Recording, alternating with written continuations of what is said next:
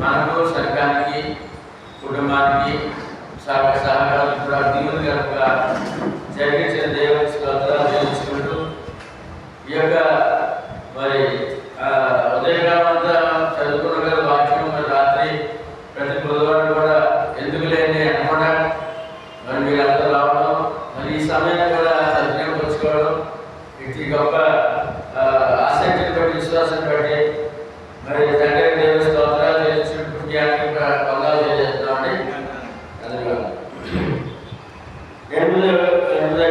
సహోదరులారా, మాసిదోనియా సంఘములను అనుగ్రహించి దేవుని కృపను గురించి మీకు తెలియజేస్తున్నాం.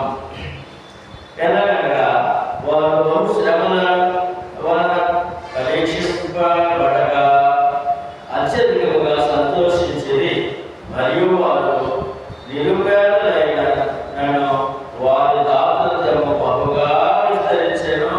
వేడగా ఉన్నది ఈ వాక్యం.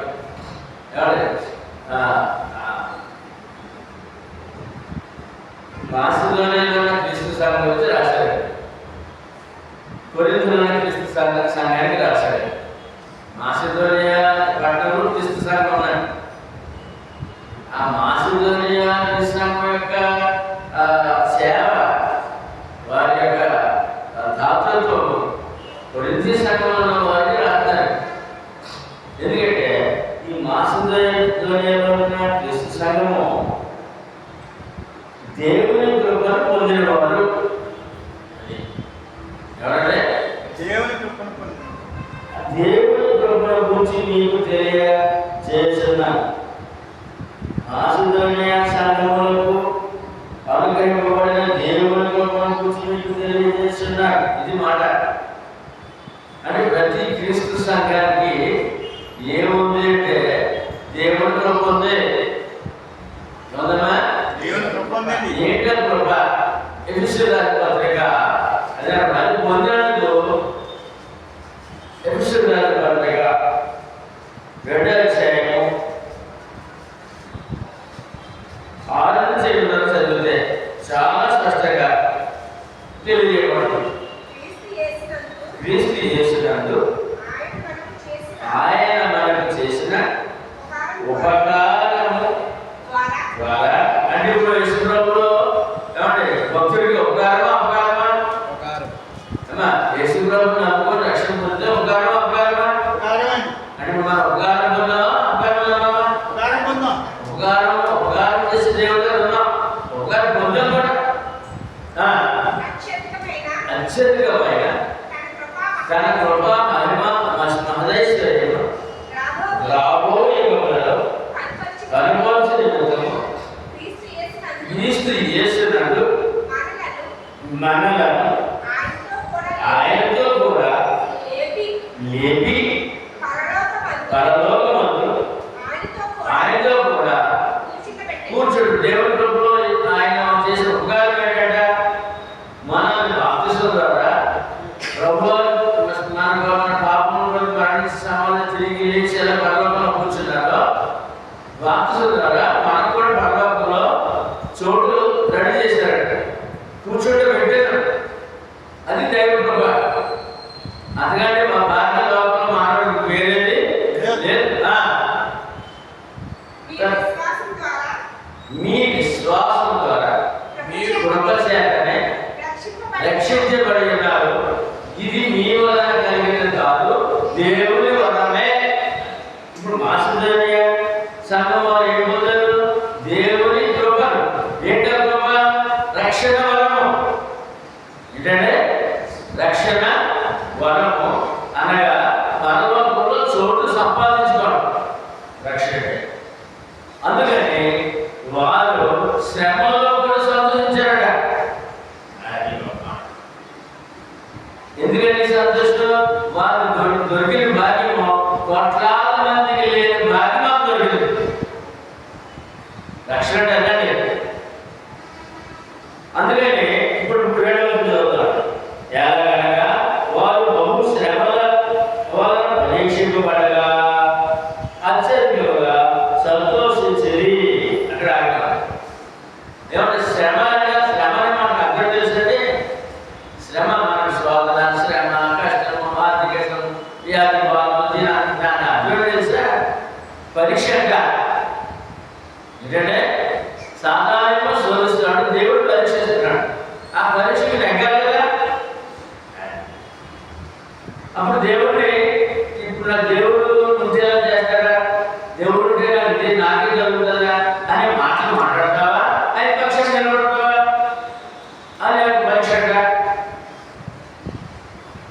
పరీక్ష వచ్చినప్పుడు ఎలా ఉంటాడో పరీక్ష పడగా అత్యధికంగా సంతోషించారట, శ్రమ వచ్చి కూడా సంతోషించారంటే.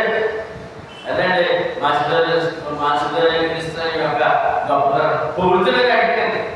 అపోస్తులు పొగుడుతున్నారు సంఘాన్ని. ఏమా అన్న ఏం చేస్తారు? సంఘాన్ని పొగుడుతున్నారు అపోస్తులు పరిశుద్ధాత్ములు. ఆ శ్రమంలో సంతోషపడ్డాడు. అది ఇప్పుడు చెప్పండి, మనం శ్రమంలో సంతోషం ఉండగలమా? ఉంటున్నారు. అది పెట్టుకున్నారు, ఇక్కడ ఉన్నారు. మన సంఘంలో లేదా? ఉన్నారు. ఎందుకంటే మనకి దొరికిన భాగ్యము వెనకట్టలేని భాగ్యంలో చిన్న చిన్న శ్రమలు శ్రమలు పెట్టాలి వ్యాధులు బాగాలంటే చిన్న చిన్న విషయాలు అనమాట. మహా గొప్ప దేవుడు పొందేసి ఉన్నాం. మనం దేవుడు వరం పొందేసి ఉన్నాం. వరాలు సంపాదించేసుకుని ఉన్నాం. అందుకని ఈ పెద్ద ఎన్నికైనవి రావు కనుక శ్రమంలో సంతోషించారట. అది మనకు మాదిరి. మాసులైన క్రీస్తు సంఘము గ్రేస్లాంటి క్రీస్తు సంఘానికి మాదిరి, కొరింథీ పట్టణ క్రీస్తు సంఘానికి మాదిరి. అప్పుడు చదవాలి సంతోషించేది. వారు నిరుపేదలైనను వారి ఆత్మ బహుగా విస్తరించేది. మళ్ళీ ఎటువంటి స్థితిలో ఉన్నారా? నిరుపేద సంఘం. నా సంఘంలో అందరూ పేదవాడ, పేదవాడు లేదు, నిరుపేదలు. అయినా దేవునికి ఇవ్వడంలో ఏంటంటే దేవుని సేవ ఇవ్వడంలో, సేవకులతో సహకరించడంలో ముందున్నాడు. ఎంత ఘనకార్యం చేసామంటే నేను అప్పుడు అసలు ముందు తెగించలేదు, నేను భయపడ్డాను. ఎందుకంటే చిన్న సంఘం, వాళ్ళు కనీసం ఉద్యోగస్తులు కూడా లేదు, మనకు అందరూ సాయం చేసేవారు చేయగలరా, వేరే సాయం చేయగలరా, ఈ కార్యం మనం చేయలేమనుకున్నాను. ఇప్పుడు ఇక్కడ చిన్న సంఘమైన ఘనమైన కార్యం జరిగించాం. వేళ ఇక్కడ ఆ అసదేవుని సంఘం కూడా అలా ఉందంట. అసదేవుని సంఘం కూడా అలా ఉందంట. నిరుపేదలు అయినను వారి దాతృత్వము. అంటే ఇప్పుడు మన సహోదరి ఈ మాట్లాడగానే ఆరాధన రాగానే తన దగ్గర 300 ఉంటాయి. ఇల్లు ఖర్చుకుంటే 300 తెచ్చేసి దేవుడికి చేరిపోయింది కదా. ఏమా ఇదేమన్నా ఇక్కడ దాతృత్వం అంటారు, దేవుని సేవ పడదు అని పరిశుద్ధాత్మ పొందుతున్నాడనే. తర్వాత ఈ కృప విషయంలోనూ పరిశుద్ధుల పరిచర్యలో పాలు పొందుట విషయంలోనూ మన పూర్వగా మమ్మల్ని వేడుకొలుసిన వారు కదా. సామర్థ్యం కలిగే కాక సామర్థ్యం కంటే ఎక్కువగాను తమను తామే చేయని మీకు సాక్షి చేస్తున్నారు. వేళ జరిగిన కార్యానికి వాక్యం వస్తున్నాడు. మా అన్న ఎక్కువ కొడుకు నా కొడుకు నాకు ఇచ్చేది కావాలి సేవ అంటే ఏమంటే ఆనందం వచ్చారట. ఇంకేమన్నా సామర్థ్యం కలదే కాక సామర్థ్యం కంటే ఎక్కువగా తమంతా తామే చేయని మీకు సాక్షిగా తీసుకుంటారు. ఇవాళ రాజేష్ అంటే ఆయన కూడా అసలు ఈ సేవకుడు కూడా అనే మాట ఎత్తులోనే ఆలోచన ఎత్తులోనే ఆయన రుడ్డి జగన్ బాబు వచ్చినప్పుడు సేవకులు వచ్చిన కార్యక్రమాలు వచ్చిన 20-30-40 మంది వస్తే ఇప్పుడు కోనసీమలో క్రిస్టియన్ సేవకులు అందరూ 100 మంది వచ్చేస్తే 100 మంది వస్తే వాక్యం తెలుసుకున్నందుకు వారికి కనీసం శారీరకం ఇచ్చిన 10,000 కావాలి, 20,000 కావాలి. కాబట్టి ఈ భోజనాలు ఈ కార్యక్రమం సదృశ్యంగా ఉంటుందా అంటే వారి సామర్థ్యం మించి అతను 2 మాదాలు ఉన్నాడు. ఆ రాజేష్ అబ్బాయి 2 మాదాలు కూడా సామర్థ్యాన్ని మించి అనే మాట ఇక్కడ అంతమంది సంఘం అటువంటి స్థితిలో ఉన్నారంటే ఉన్నారు. ఇప్పుడు ఏ స్థితిలో ఉన్నా సేవని సాగించడం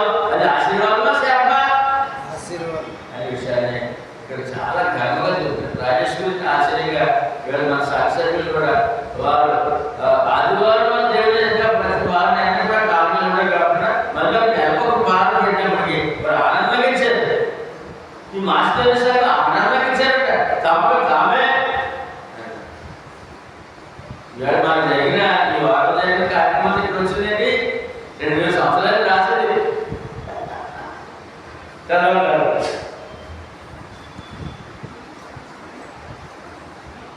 సామర్థ్యం కాక సామర్థ్యం కంటే ఎక్కువగాను తమను తాము వేసేదని మీకు సాక్ష్యం ఇస్తుంది. మరియు ఇది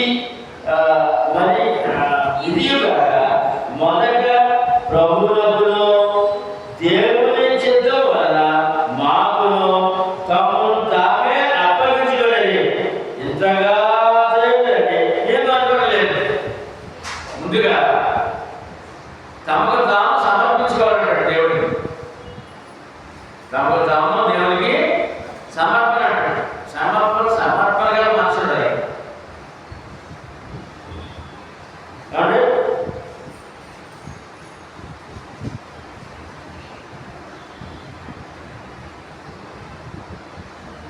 ఇది మొదట ప్రభువునకును ఎవరికి లోబడ్డారు? సంఘం ఎవరు లోబడ్డారు? ప్రభువుకి. మొదట ప్రభువుకి. రెండు దేవుని చిత్తం వలన మాకును సేవకులకి. ముందు ప్రయాణాలకే ప్రభువుకి. ఆ ప్రభు సేవలు మాకు సేవకులకి. కానీ తమ్ము తామే అప్పగించుకున్నారంట. మాకు మిమ్మల్ని అడిగానండి అమ్మా, మరి ఇలాగ సేవ కార్యక్రమం ఉంది, మా కుటుంబం మీరే చేసుకోవాలి, కార్యక్రమం చేసుకోవాలి, వడ్డించుకోవాలి, వంట అంతా మీదే బాధ్యత. నేను అడిగాను.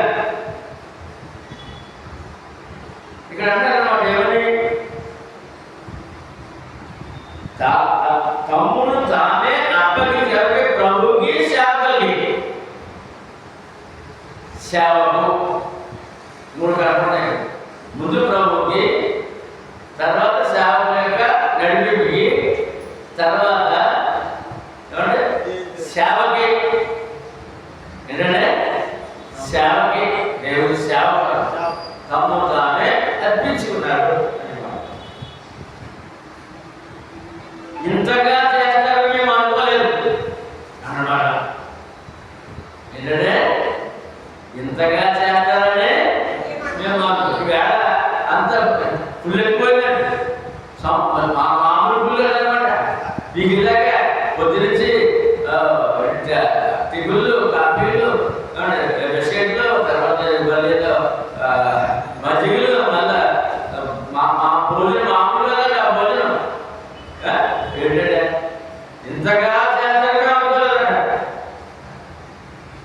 ఇవాళ కార్యక్రమం చూడు ఎలా ఉందా? ఎప్పుడు గొడవలేదు. ఇవాళ జరిగిందా? ఏమో జరిగిందా? కావున తీర్పు ఈ కృపను ఎలాగో పూర్వం మొదలుపెట్టినో అలాగున దానిని మీలో సంపూర్ణం చేయమని మేము అతని వేడుకోరు.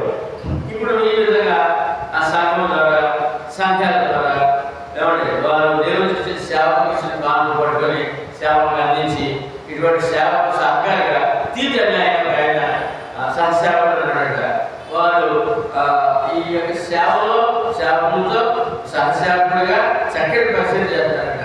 నాయన ఈ సేవా కార్యక్రమం సాగించు, అనేక ఆత్మ రక్షణ ఉంది, దానికి ఆర్థిక సహాయం కావాలి, అది మేము కొనసాగించిన ఆయనకి తీర్చిగా అప్పగించాం. ఎవరికంటే తీర్చిగా ఇప్పుడు ఏదైనా కార్యం అనుకోండి, రవి గారికి అప్పిస్తుంది. రవి గారు ఎక్కడ ఉంటాను బాగా ఈ పత్రిక ఈ కార్యక్రమం ఎలా చేయాలి. అలాగే పౌరులు గారు తీర్చి గారిని ఈ కార్యక్రమానికి ఒక సహకారిగా వాడుకున్నాడు. తీర్చిగా అప్పగించాడు అన్నాడు. సహకారం కావాలి మరి సహకారం అప్పగారం చేయకపోతే ఏంటి? తర్వాత మీరు ప్రతి విషయంలో అనగా విశ్వాసమందును, ఉపదేశమందును, జ్ఞానమందును, సమస్త జాగ్రత్తలను మీకు మాయలను ప్రేమను ఎలా అభివృద్ధి పొందుతున్నారో అలాగే మీరు ఈ ప్రభువును కూడా అభివృద్ధి పొందుతున్నట్లు చూసుకోండి. ఆ సంఘం ఎలా ఉన్నాడంటే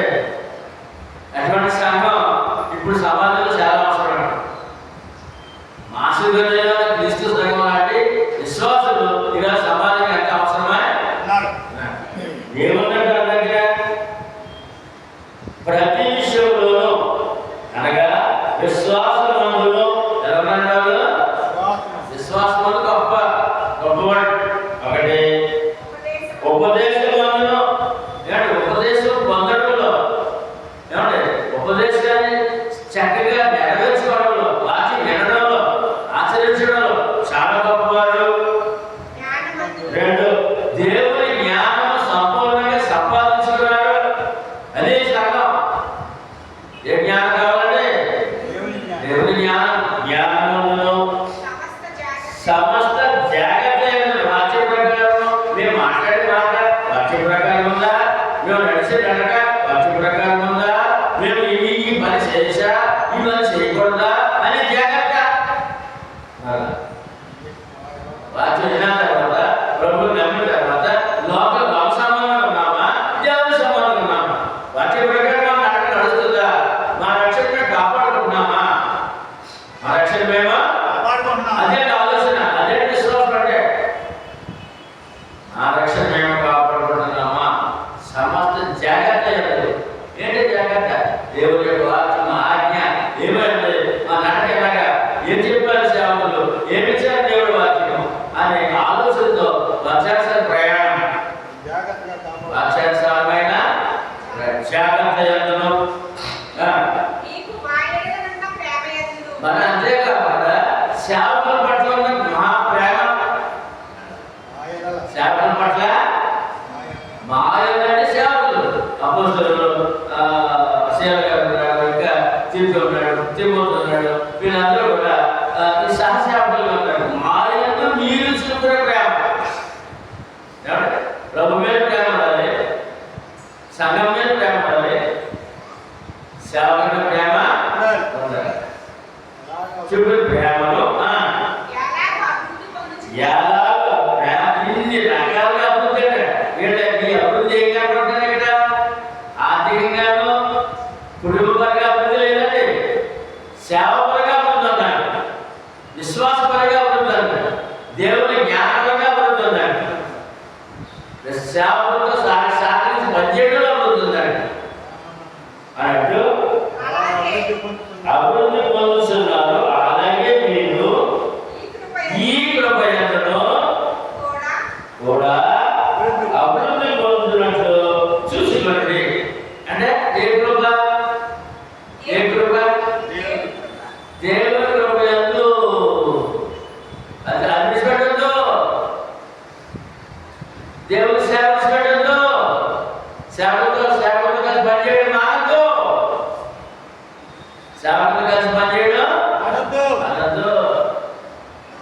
ఆ విషయాన్ని అద్భుతంగా తెలియజేశాడు. ఆజ్ఞాపూర్వకంగా మీతో చెప్పలేదు, ఇతరుల జాగ్రత్తను మీకు చూపుడు చేత మీ ప్రేమ ఎంత యథార్థమైనదో పరీక్షించవలని చెప్పుచున్నాను.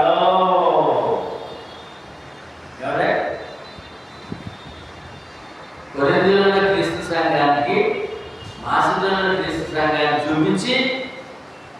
చూపించి వారు ఇలా ఉన్నారు, మీరు కూడా జాగ్రత్తగా ఉండండి, ఈ యొక్క సేవలో మీరు కొనసాగండి. ఈ సేవలో వారు ఉన్నట్టు మీరు జాగ్రత్తగా ఉండాలని చెప్తున్నాను. వారు ఉన్నట్టు మీరు జాగ్రత్తగా ఉండాలని చెప్తాను. జాగ్రత్త మీకు చూపుడు చేత మీ ప్రేమ ఎంత యథార్థమైనదో పరీక్షించవలని చెప్పుచున్నాను. ఎవరు చెప్తారంటే కొరింథీ పట్టణంలో క్రీస్తు సంఘం. ఎవరు చూపించి? వారి యొక్క విశ్వాసము, వారి జ్ఞానము, వారి యొక్క అది ఎలా కాపాడుకుంటారు అని మనకు ఒక సంఘానికి మాదిరి, ఒక్కొక్క సంఘానికి ఒక సంఘం మాదిరి. ఈవేళ మా దగ్గర వచ్చిన అందరూ కూడా గ్రేస్లను క్రీస్తు మాదిరి చూస్తున్నారు. నిజంటే ఇలా చేయాలి సేవ ఎలా ఉండాలా, ఎక్కడ లేకుండా ఆయన గురించి ప్రకటిస్తుండాలా, ఆయన సేవ చేస్తుండాలా, ఆత్మరక్షణగా పాటుపడాలా అంటే ఒక వ్యక్తిగా ఒక వ్యక్తి మాదిరి, ఒక సంఘంగా సంఘం మాదిరి. మాస్టర్ క్రీస్తు సంఘము కొరింథీ పట్టణం పిలుస్తారు కానీ మాదిరి. ఎందుకు ఇదంతా అసలే పాడుతున్నాడు. మీరు మన ప్రభువైన యేసుక్రీస్తు కృప ఎరుగుతారు కదా. ఏంటంటే ప్రభు యేసుక్రీస్తు కృపమయుడని ఎరుగుదరా మీరు? ఎరుగుతుంది కదా. ఎరుగుదు. ఆయన ఎవరండి? యేసు ప్రభు ఎవరండి? అంటే సృష్టి అంతా ఆయనే కదా. సృష్టి అంతా ఆది యందు దేవుడు భూమి ఆకాశంలో ఎవరా దేవుడు? క్రీస్తే కదా. కదా. మరి ఆయన ఎవరు? వేరుడా ధనవంతుడా? మరి ఎలా వచ్చాడంట?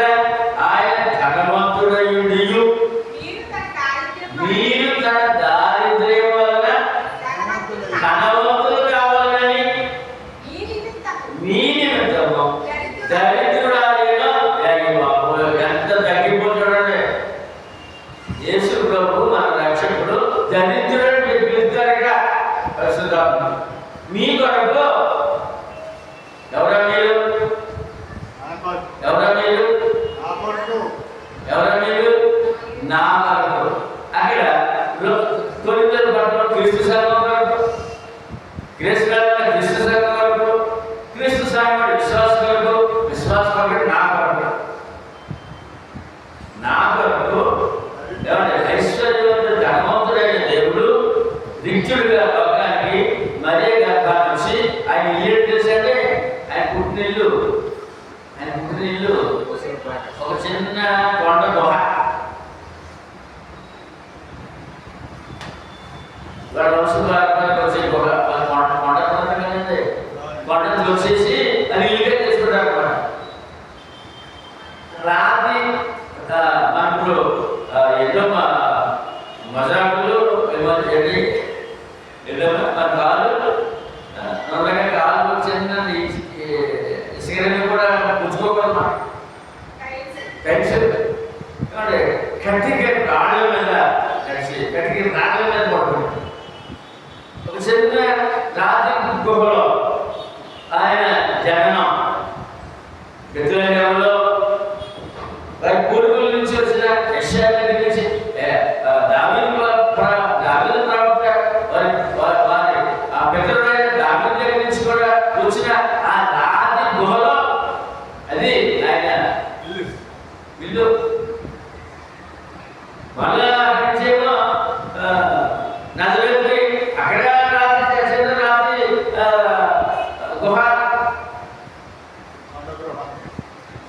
సృష్టికర్త దేవుడు మన కొరకు చిన్న రాతి గుహలో ఇల్లుగా దరిద్రుడు అయ్యాను. ఆ సమాజంలో అందరికంటే పేదోడంట. అక్కడ యోధ సమాజంలో అక్కడ సమాజం అందరికంటే పేదోడంటే యేసు ప్రభు. ఎవరంటే అందరికంటే పేదోడు. అందుకే బాగా లీనెన్స్ అనమాట. బాగా చిన్న చూపు యేసు ప్రభు. ఏమంటే తర్వాత వడ్రంగి వారి కుమారుడు ఎవరు కుమారుడు అంటే ఇప్పుడు వడ్రంగి వాడు 1000 రూపాయలు తీసుకున్నాడు. 1000 రూపాయలు ఒక రోజుకి. అప్పుడు ఒక కాసేమో మరి బలంగా దొరుకుతుందో అటువంటి వడ్రంగి వారి కుమారుడు పేదోడు లెక్క. అది ధ్యానం వల్ల ఏంటంటే వడ్రంగి వారి కుమారుడు కాదా. నజరేతు అంటే ఇంకా పూలు బాగా కుగ్రామం. అసలు అక్కడ ఏమి జరగదు అని పేరు. నజరేతు అంటే ఆ నజరేతు అనేది అసలు ఆ సమాజం పరిగిన గ్రామం లెక్క. ఇక్కడ పుట్టినేమో చిన్న గుహలో. అందరూ అంటారంటే అక్కడ ఏం చెప్తారంటే ఆయన జననం గురించి ఏం చెప్తారంటే పశువు పాలన పుట్టారంట, సత్రంలో పుట్టారంట. కాదండి, వారు మరియమ్మ గారు అత్తవారి ఉందండి. యోసేపు ఇల్లు ఉందండి, అది దావీదు వంశంలో వచ్చిన ఇల్లు అండి. అదే కొండ కొండ చూసి ఏమండి ఇప్పుడు మన ఆయన పశువులు చుట్టూ పట్టుని పెట్టారు. మన పిల్లలు ఎక్కడ పుడతారా? చెప్పండి, మన పిల్లలు ఎక్కడ పుడతారా? ఏసీ ఆసుపత్రి గబ్బుల్లో, ఏసీ ఆసుపత్రిలో, అడిగే కూర్చో పుట్టినట్టు దగ్గుతున్నప్పుడు ఎక్కడ ఏసీ రూములు, ఏసీ బాక్స్లో. ఏ బాక్స్ ఏది ఎప్పుడు ఏది మన దరిద్రులైన మీ కొరకు ఆయన దరిద్రుడు అయ్యాడు. నమస్కారం. మీరు మన యేసుక్రీస్తు ప్రభువుని ఎరుగుతారు కదా, ఆయన ధనవంతుడయ్యాడు. మీరు తన దారిద్ర్యం వలన ధనవంతులు కావాలని మీ నిమిత్తము దరిద్రుడు. ఏం జనం మాకేం జనం ఒక వరం, పరలోకంలో సీటు చోటు, అందుకని వాటిని మాట్లాడలేదు. మన ధనవంతులు చేయలేదు, ఆయన దరిద్రుడు ఆయన మాట్లాడతాడు. దీనికి కొన్ని వాక్యాలు చూద్దాం. యాకోబు పత్రిక ఇంకొక చోట కూడా చాలా గొప్పగా చెప్పారు. 2:5 అక్కడ కూడా ఇటువంటి మాటలే వాడుతున్నారు. నా ప్రియ సహోదరులారా, ఆలకించుడి. ఈ లోక విషయంలో అసలు దరిద్రులు ఎవరంటే మానవుడు దరిద్రుడు. ఏ మనిషి గొప్ప లేడండి. పుట్టినప్పుడు జగన్ ఎవరంటే దేవుడు పుడతాడు, విద్యావంతుడు పుడతాడు, పెద్ద ఉద్యోగులు చేస్తాడు, పెద్ద పదవులు చేస్తాడు, మేడలు ఇంకా పడతాయి. పుట్టినప్పుడు మన దరిద్రుడే. ఇంకా ఇంకా దరిద్రుడు దేవుడు ఏం దరిద్రుడు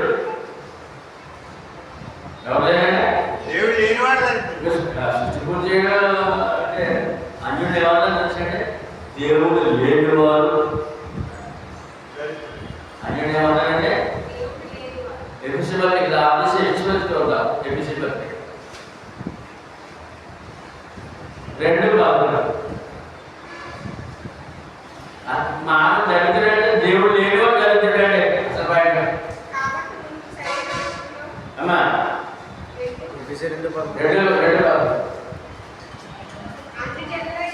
ఆంటీజనులయండి శరీరమందు చేతితో చేయబడిన సున్నతి గలవారు అనబడిన వారి చేత సున్నతి లేని వారిని అనబడిన మీరు ఆ కాలమందు ఇశ్రాయేలుతో సహపౌరులు కాక పరదేశులను, వాగ్దాన నిబంధన లేని పరజనులను, నిరీక్షణ లేని వారును, లోకమందు దేవుడు లేనివారు.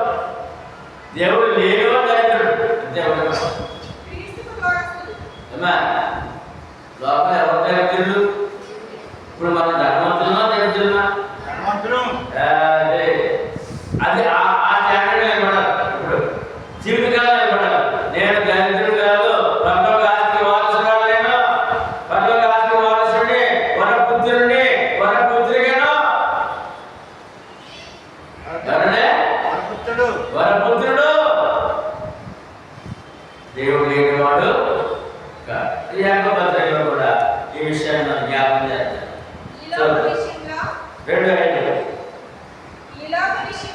ఈ లోక విషయంలో దరిద్రులైన వారిని విశ్వాసమందు భాగ్యవంతులుగాను తాను ప్రేమించిన వారికి తాను వాగ్దానం చేసిన రాజ్యములకు వారసులుగాను ఉండుటకు దేవుడు ఏర్పరచుకోలేదా? ఎంత గొప్ప సంగతించారంటే తల్లి, దేవుడు ఏర్పరచుకున్న జనాంగం అని క్రైస్తవుడు.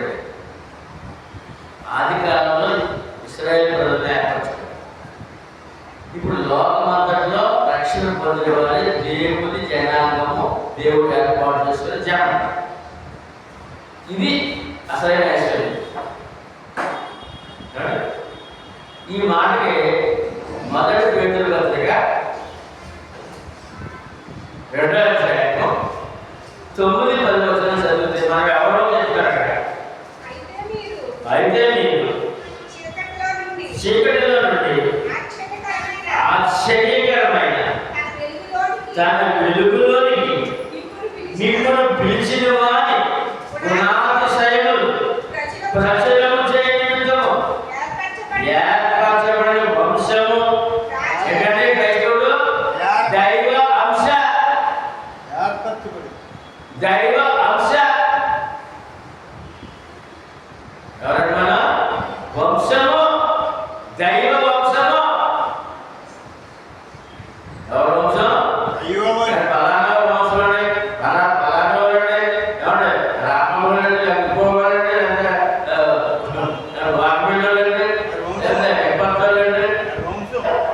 వంశం ఉన్నాయి కదా. ఉన్నాయండి మామూలుగా లేదా?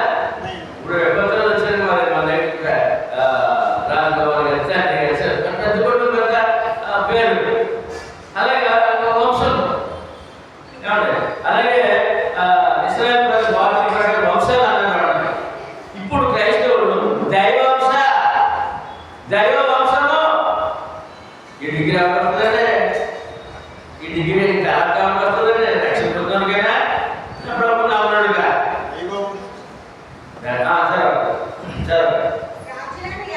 రాజులైన యాజక సమూహమును పరిశుద్ధ జనమును. ఎవరంటే మనం రాజులైన యాజక సమూహము, పరిశుద్ధ జనము, దేవుని ప్రజలు. దేవుని సొత్తైన దేవుని సొత్తైన ప్రజలు. ఆయన సొత్తు అయినప్పుడు, ఆయన సృష్టికర్త అయినప్పుడు, ఆయన ధర్మంతుడు అయినప్పుడు మన ప్రజలు ఆయన నా మావుడు అన్నాడు. నా సొత్తు మావుడు. ఎందుకంటే మావుడు మావుడు కానీ ఇప్పుడు మన ఎమ్మెల్యే ఉన్నాడు ఇక్కడ వచ్చి మావుడు అంటే ఇది మావుడు ఉండదు. వీడు నా సొంతం, నా సొత్తు, నా కుటుంబం అన్నాడు. ఎమ్మెల్యే వచ్చి నేను సృష్టికర్త అన్నాడు. నా సొత్తు. ఇప్పుడు మరి దరిద్రుడు ధనవంతుడా? ఎప్పుడైనా ఆలోచించారా? సూర్యుడు మాట్లాడు ఇప్పుడు ఆలోచించారా? వాక్యం అంటే అదండి. వాక్యం అంటే ఏమిటి చెప్తాడు? భయం ఉండదండి. అప్పుడు చింత ఉండదండి, భయం ఉండదండి. భయపడదో చింత ఉండదో భయం ఉండదండి. ఇప్పుడు ముందేమో మీరు మేము ధనవంతులు చేయాలి, ఇక్కడేమో భాగ్యవంతులు చేయాలి. రెండవ వాక్యంలో భాగ్యవంతులు చేయాలి. తర్వాత ఇంకో మాట, అద్భుతమైన మాట. కొరింథీయులకు రాసిన మొదటి పత్రిక 1:6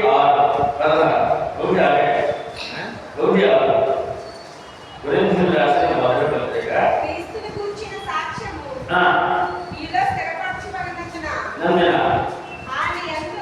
ఆయన యందు మీరు ప్రతి విషయంలోనూ అనగా సమస్త ఉపదేశంలోనూ సమస్త జ్ఞానంలోనూ ఐశ్వర్యవంతులు. ఎవరు ఐశ్వర్యవంతులు? అంటే దేవుని జ్ఞానం పొందిన వాడు.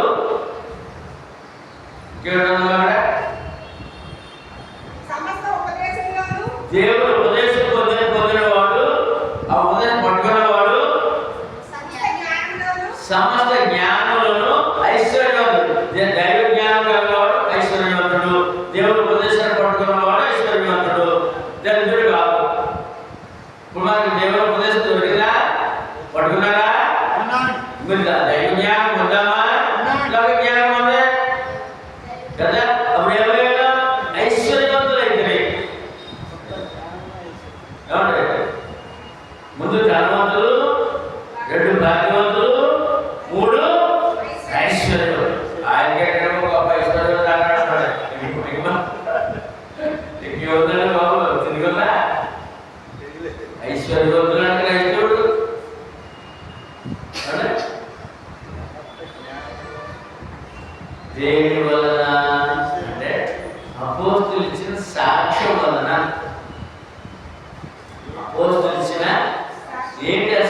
ఏమంటే క్రీస్తు మన పాపం నిమిత్తం మృతి పొందెను, సమాధి చేయబడెను, లేఖన ప్రకారం 3వ దినమున ఆ సాక్ష్యము ఆ సువార్త ఆ ఉపదేశం బట్టి మానవుడు ఐశ్వర్యవంతుడు అవుతున్నాడు. మూడు వచ్చేటప్పుడు ఇప్పుడు వరాలు: ధనవంతుడు, భాగ్యవంతుడు, ఐశ్వర్యవంతుడు.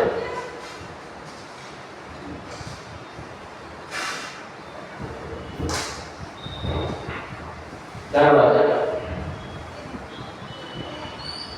10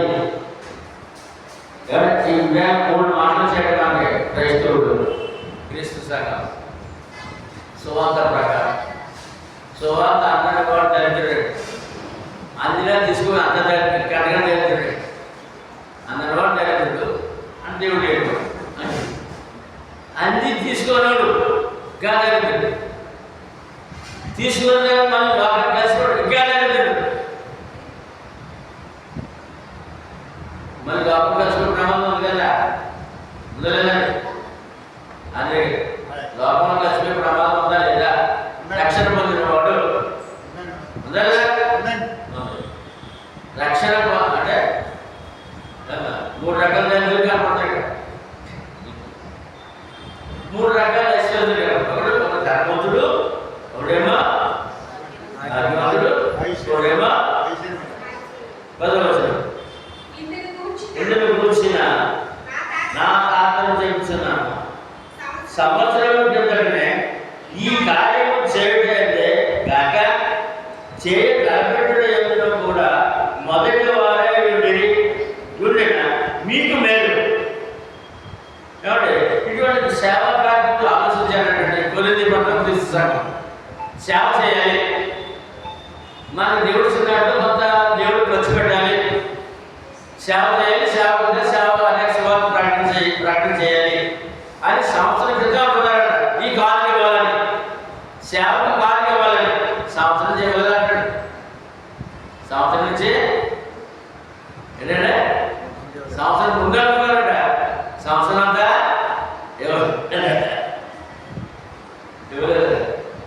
మా అబ్బాయి ఎప్పుడు నుంచో అనుకుంటున్నాడు ఈ సేవకు ఏ రకంగా ఉపయోగపడాలి. రాజేష్ అనుకున్నాను సంవత్సరం కాలం పడింది అనుకున్నాం. మరి ఇప్పుడు ఏం చేసాడు? ఆ సంవత్సరం సంవత్సరాన్ని కార్యం చేసేసాడు.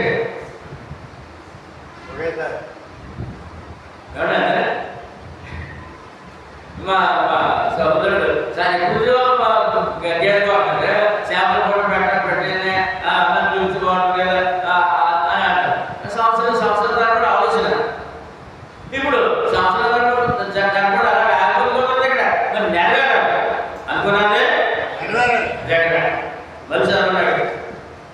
నిన్ను కూర్చున్న తాత్పర్యం చెప్తున్నాను, సంవత్సరం క్రిందటే ఈ కార్యం చేయటంలో కాక ఏ చేయ తలపెట్టుటందు కూడా మొదటి వారమై ఉండిన మీకు మేలు. సంవత్సరాలు అనుకోవడం కాదు, అది చేశారా లేదా? దేవుని వరకు ఏదో అనుకున్నాను, చేసావా లేదా? నిజంగా వేళ జరిగిన కార్యం గురించి వచ్చింది.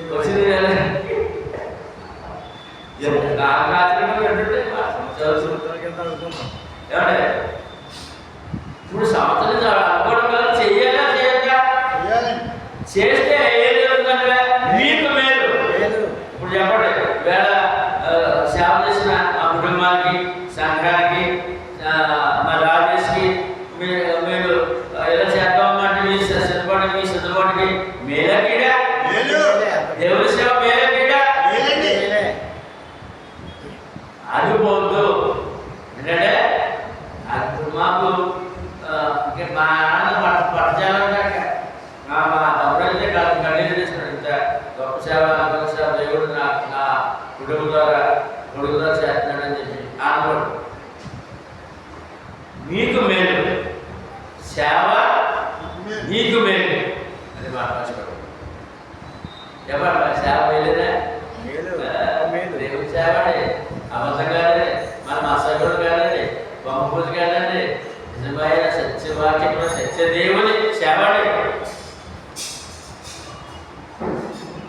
ఇప్పుడు చెప్పండి, రాజేష్ ఏంటి? సిరి చెప్పండి. మేలు. ఇప్పుడు అన్నాడు చేసేటాడు జరగాలి. మన సంఘంలో ఈ సంఘంలో ఇంకా గొప్పగా జరగాలి అని చేయండి. నేను నా స్థానం బట్టి నేను చేస్తాను.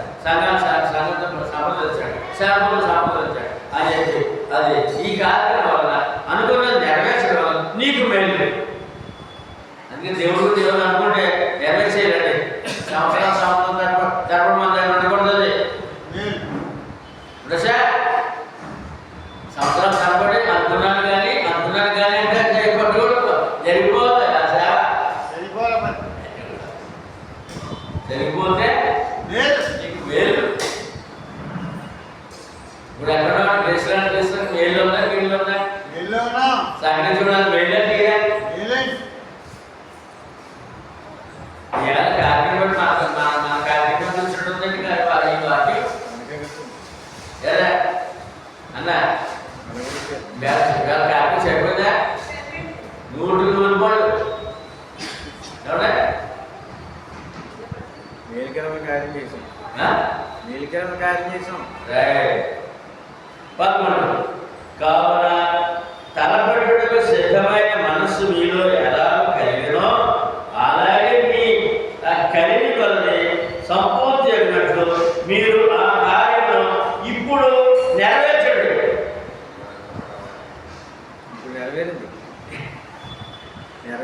ఇప్పుడు సంవత్సరాల దగ్గర ఉంటే ఆ ఆలోచన ఆ సేవ అలా నా పూర్తిగా ఉండదు. చేస్తే మేలు అది తలపెట్టుటకు సిద్ధమైన మనసు. అది ఏమంటారు ముందు మన సాంతం ఉందండి. మనసు ఉంటే మార్గం ఉంది కదా.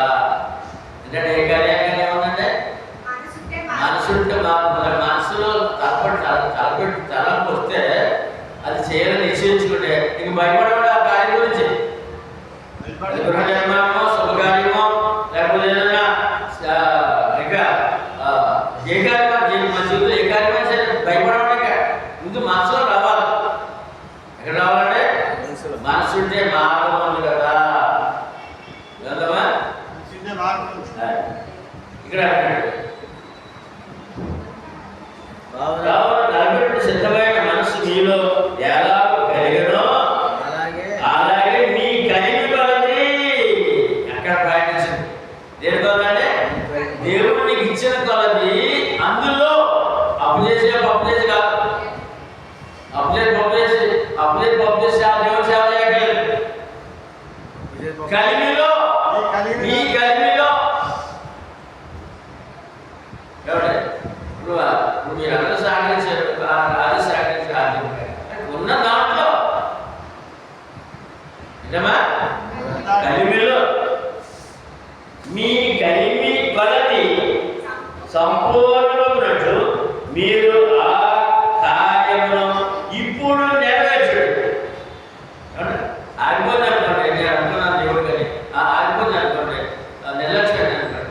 ఖచ్చితంగా నెరవేర్చేది. ఏదో సమయంలో నెరవేర్చేది. దేవుడు నిమిత్తం అనుకున్నాను ఖచ్చితంగా అయిపోవాలి.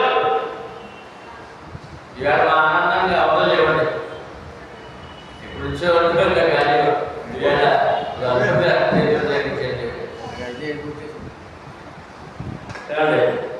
కనుక బాధ్యత వచ్చాడు. ఇప్పుడు నెరవేర్చాడు. ఇప్పుడు ఏం చేయాలండి? అమ్మా మన దేవుడి గారు దేవుడు అనుకుంటే కొంతకాలం గ్యాప్ అవుతుంది, మర్చిపోతాం, చేద్దాం అనుకుంటాం. మరి వాళ్ళు ఏదో అవసరం కాదో అందుకు పెట్టేస్తాం. కానీ నెరవేర్చండి ఏంటంటే అనుకుంటే మీ మనసు అనుకుంటే దేవుడి గారికి అయిపోవాలంటే చేసేయాలంటే అని మాట. మా రాజేష్ అనుకున్నాడు మాకు సలహా ఇచ్చాడు. ఏమంటే మరి ఆర్థికంగా నేను అడగలేదు, ఎవరు అడగలేదు, కాల్ చేస్తున్నాను చేసాడు అయిపోయింది. దేవుడి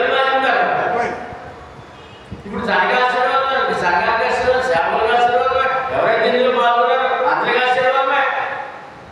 అందరికీ మేలే. తర్వాత 12 మొదటిగా ఒకరు సిద్ధమైన మనస్సు. మరి ఏ మనసు అంటే ముందు మనసు అన్నాడు కదా, ఇప్పుడు సిద్ధమైన మనసు అంటే ఇప్పుడు రాజేష్ మనసులో ఉంది. మా మనసులో ఉంది, ఇప్పుడు చేతి బాగుంటుంది కదా. ఇప్పుడు మనసులో ఉంది కానీ సిద్ధమైన మనసు లేదు. ఏ మనసు లేదు? ఇప్పుడు సిద్ధమైన మనసు.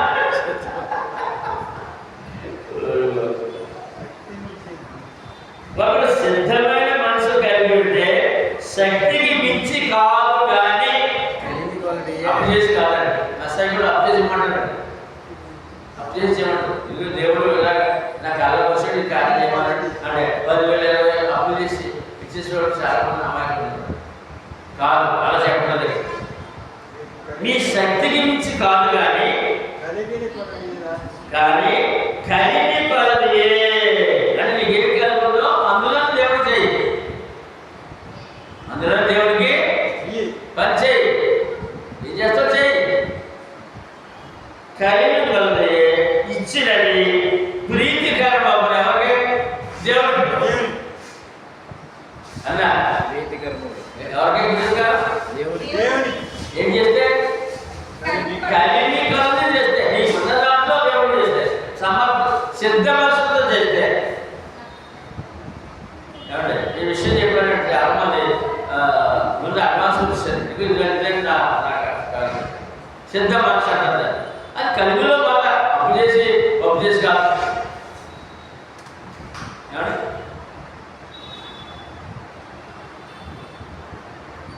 కలిమి కొలది ఇచ్చినది ప్రీతికరమగును. ఇప్పుడు చెప్పండి, ఇవాళ రాజేష్ కానీ మనం కానీ మనం చేసిన కార్యం కానీ మీరు ఆయన ఇచ్చిన ఏ విధంగా సమయం కానీ కాదు కానీ ఏదైనా అది దేవుడికి ప్రీతికరమైనది. దేవుడికి ఇష్టమైనప్పుడు మనకు ఆశీర్వాదం అండి.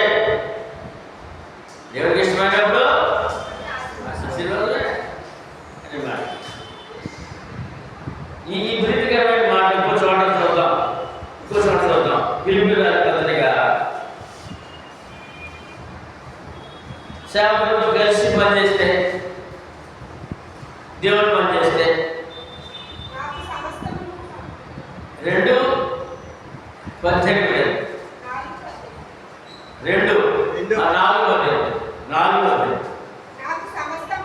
నాకు సమస్తమును సమృద్ధిగా కలిగినది. మీరు పంపిన వస్తువులు ఎవ్వరి వలన పుచ్చుకొని ఏమీ తక్కువ లేకుండా ఉన్నాము. అది మనోహరమైన సువాసనయు దేవునికి ప్రీతికరమునే ఇష్టమైన యాగం. దేవుని సేవ నిమిత్తం సిద్ధ మనసుతో సేవలతో కలిసి చేసిన కార్యము ప్రీతికరము. దేవుడికి అది ఇష్టమైనది. ఇవాళ ఏం చేసాము? దేవుడికి ప్రీతికరమైన దగ్గర ఉన్న రూపాయి ఇచ్చావా, బాబాయ్ ఇచ్చావా, 10 ఇచ్చావా, 100 ఇచ్చావా, వేసావు. నీ మనసు ముందు సిద్ధ మనసు ఉంది దగ్గర.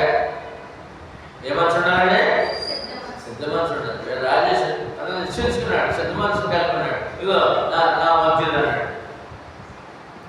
కాబట్టి ఇందులో అక్కడ వాక్యం ఏమవుతుందంటే ఈ సేవకు సాగించే సహకారం బట్టి ఏమీ తక్కువ లేకుండా అన్న సేవకుడు ఏమంటాడంటే ఏమీ తక్కువ లేకుండా మా యొక్క అశోక్ అనగానేమో సలహా ఇచ్చి శుద్ధులు చెప్పి ఆర్థిక సహాయం చెప్పారు. ఇక్కడ ఈడేం చేయాలంటే తమ్ముడు డాడీ మన చేపలు కదా వేసవికాలం ఒకటి మనం మరి భోజనం తృప్తిగా పెట్టాలి, పాలు పడవాలి, సేవ దూరపాలన వస్తారు, ఎంతో ఆ పాలు అందించాలని చెప్పి మనం మాట్లాడుతున్నప్పుడు డాడీ అలా కాదు, బలపడేద్దాం, అది పెట్టేద్దాం, ఇది పెట్టేద్దాం అది మొదలెట్టాడు. ఏమంటే బయటికి వెళ్దాం, డాడీ 2,000, డాడీ 15,000, డాడీ 3,000. ఇక్కడ ఏదో సమృద్ధిగా ఏంటంటే సమృద్ధిగా సేవకుడు అని చెప్పాలన్నమాట. సాగి నుంచి ప్రీతికరమైన సేవ. ఈ సేవ అంటే ఇతరులకు తేలికగా మీకు భారముగా ఉండవాలని ఇది చెప్పుకుంటలేదు కానీ ఈ దేవుడి పని చేయండి, చిన్న మనసులు చేయండి, దేవుడి కాలం ఇవ్వండి, మీకు కలిగిన ఇవ్వండి, మీకు భారం ఉండాలని చెప్పట్లేదు అన్నాడు. వల్ల సంఘానికి విశ్వాసం భారం ఉండాలని చెప్పట్లేదు అన్నాడు. ఎందుకు చెప్తున్నాడు అని చెప్తాడు అన్నమాట. ఇప్పుడు చదవండి. హెచ్చుగా కూర్చుకున్న వారికి ఎక్కువ మిగులలేదు అని, తక్కువగా కూర్చుకున్న వారికి తక్కువ కాలేదని ఎక్కడ మోషే గారు నడిపింపులో ఉన్న ప్రజల దగ్గర తీసుకెళ్ళిపోయి వాక్యాన్ని దేవుడికి ఇవ్వడంలో తక్కువగా హెచ్చుగా కూర్చుకున్న వారికి ఎక్కువ లేదు, ఎక్కువగా మిగలేదు. తక్కువగా కూర్చుకున్న వారికి తక్కువ కాలేదు అనే విషయాన్ని నువ్వు దేవుడికి ఇస్తే నీకేం తక్కువ కాదు. నువ్వు ఎక్కువ కాదు, ఎక్కువ నువ్వు చేసుకొని దేవుడి పని చూద్దామన్నాడే అది దగ్గర నిలవదు, దగ్గర నిలవదు. ఎక్కువగా ఉన్నవాడు తక్కువ అవ్వదు, తక్కువ ఉన్నవాడు ఎక్కువ అవ్వదు. కానీ దేవుడి పని చేస్తే అన్ని సమయాలు సమానంగా నడిపిస్తాడు ఆయన అని ఒక ఉదాహరణ చెప్తున్నాడు. అక్కడికి వెళ్ళిపోదాం మనం. నిర్మాకాండం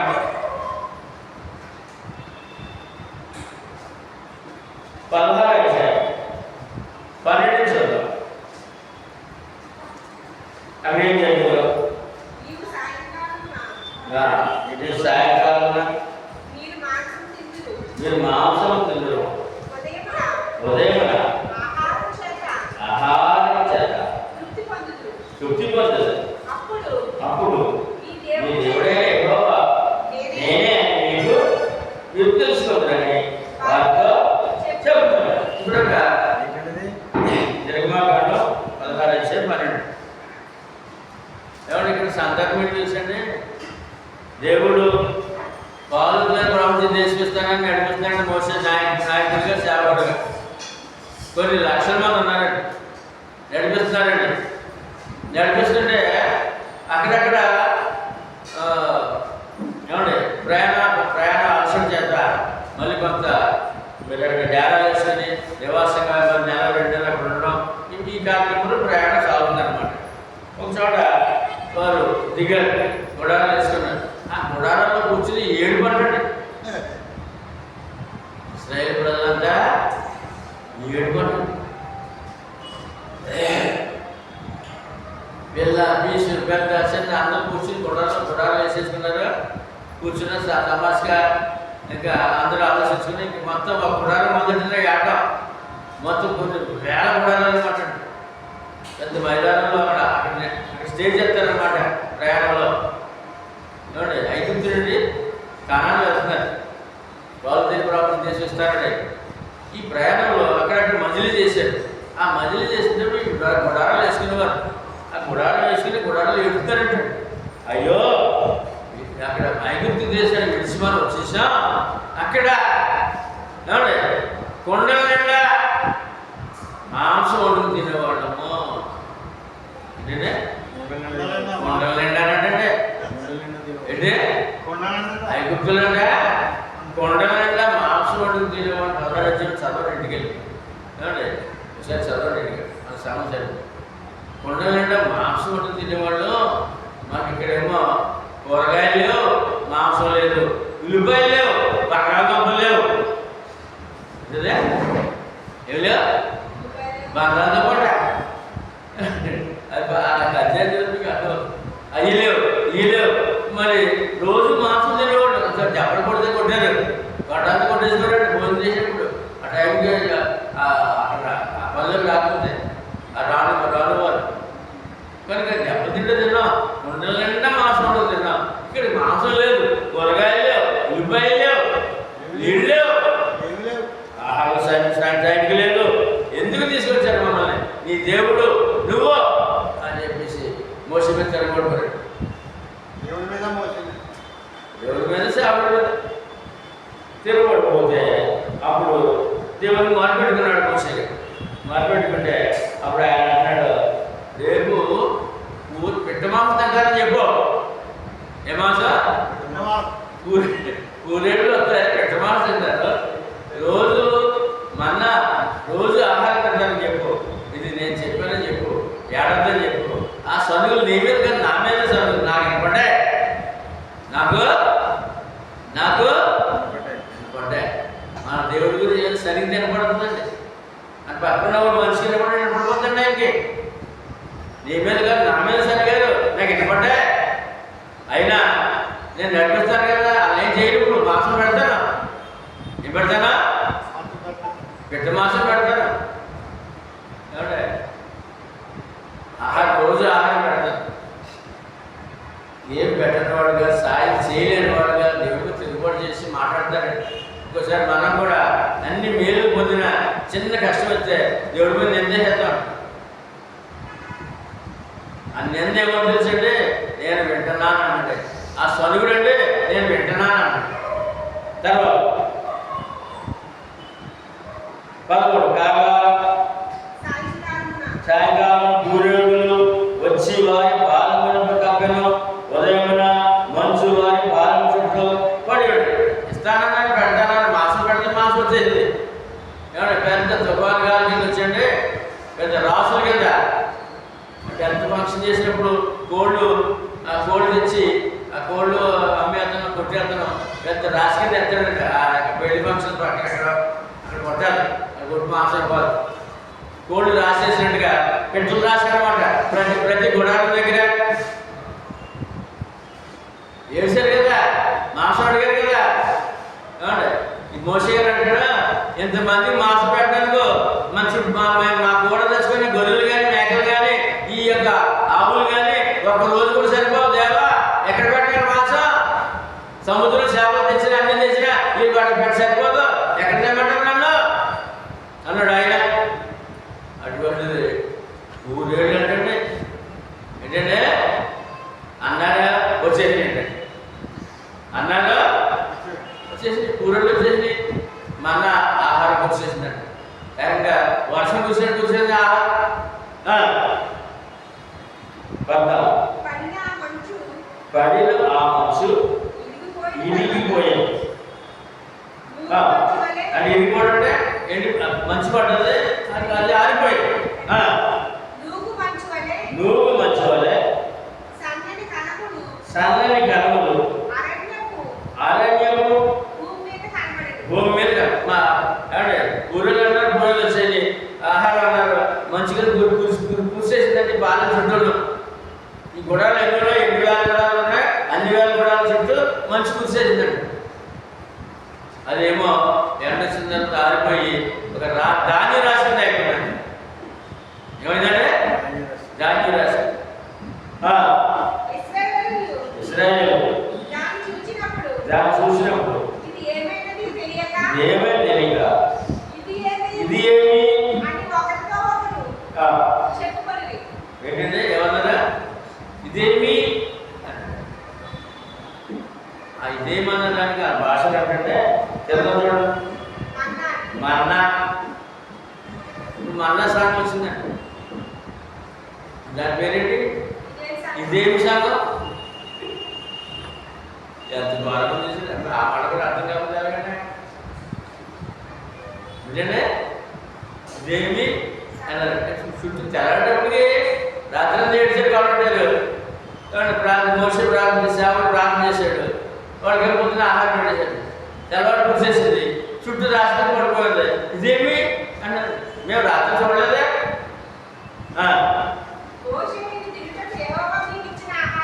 మోసే చెప్పాడు, ఇది తిరుటకు యెహోవా ఇచ్చిన ఆహారం, యెహోవా ఆజ్ఞాపించిన ఎవరుగా ప్రతి వాడు తన వారి భోజనం కొరకు ప్రతి వాడు తన కుటుంబంలోని తనకు ఒక్కొక్క ఓమెలు చొప్పున దాన్ని కూర్చుకొనవలను. ఒక్కొక్కడు తన గుడారంలో ఉన్న వారి కొరకు కూర్చుకొనవలను. ఏమండి? ఒక్కొక్కడు 2 కేజీలు పెట్టుకోండి. ఒక్కొక్కడు 2 కేజీలు పెట్టుకోండి. 2 కేజీలు 2 షేర్లు పెట్టుకోండి. ఎంతమంది ఉన్నారు? 10 మంది అని గుడారంలో 10 20 కేజీలు పట్టుకోండి. ఎంతమంది పట్టుకోండి. దేవుడు చెప్పాడు, చెప్తాడు మోసే.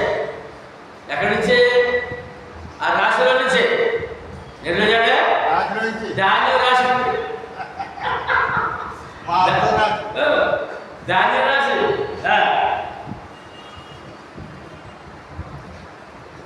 ఒక్కొక్కడు తన గుడారంలో ఉన్న వారి కొరకు ఎవరికమ్మా కుటుంబ భార్య పిల్లలు తండ్రి ముసలి మొత్తం ముట్టుకొని ఉంటారు కదా మొత్తం ఎంతమంది లెక్కేసుకుని అంతమందికి బొమ్మలు చెప్పి పట్టుకో 2 కేజీలు పట్టుకో 2 సేర్లు పట్టుకో ఆహార బాధ్యత ఉన్నారు. ఇప్పుడు కేజీ గోధుమ పిండి తెచ్చుకొని కేజీ పిండి రొట్టెల మీద తినగలరా? ఏమన్నా ఒక్క 100 గ్రాములు తినగలరు. మరి స్వాతి చెప్పాలి 100 గ్రాముల పిండి రొట్టె చేసి తినగలరా? 2 కేజీలంట 2 సేర్లంట ఒక్కొక్కడే. అది మళ్ళీ అలా దంచుకుంటే మెత్త పిండి అయిపోతుందంట. 2 సేర్లు అంటాడు ఒక్కొక్కడు.